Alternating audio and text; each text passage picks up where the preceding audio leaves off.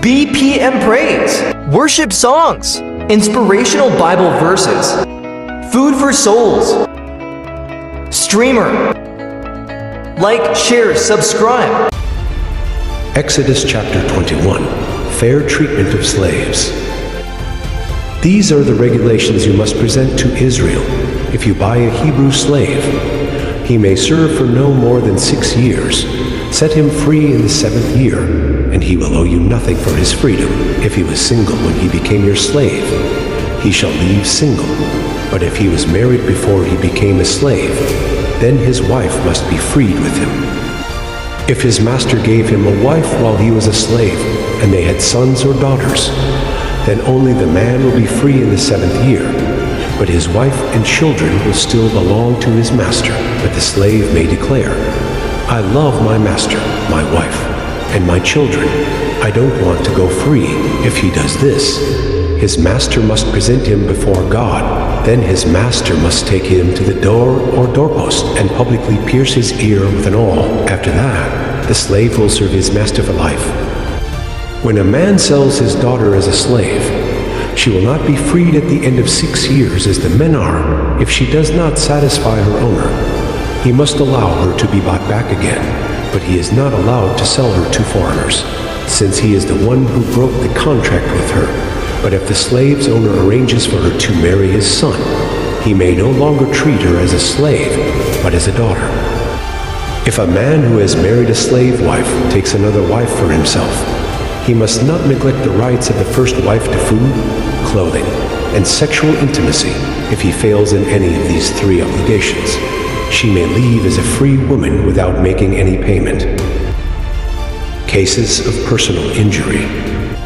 Anyone who assaults and kills another person must be put to death. But if it was simply an accident permitted by God, I will appoint a place of refuge where the slayer can run for safety.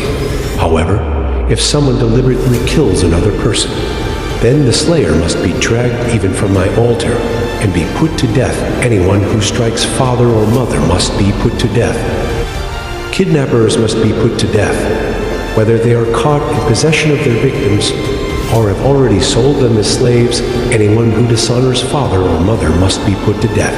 Now suppose 2 men quarrel, and one hits the other with a stone or fist, and the injured person does not die, but is confined to bed.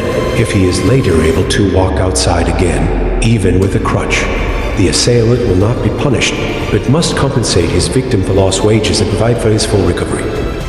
If a man beats his male or female slave with a club and the slave dies as a result, the owner must be punished.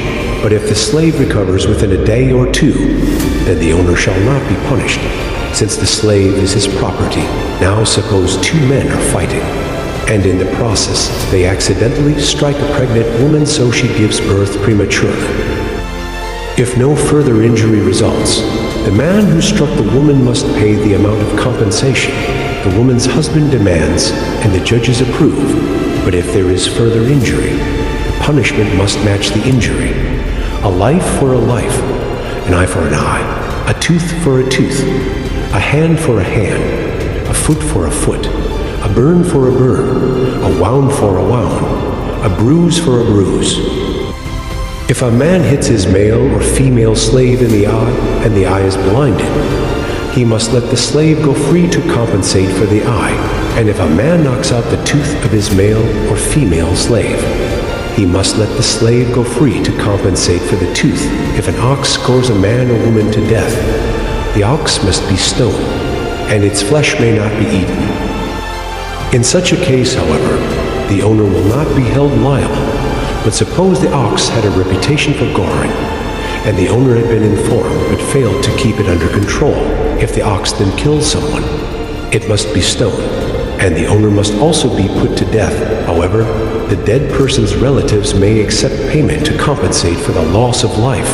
The owner of the ox may redeem his life by paying whatever is demanded.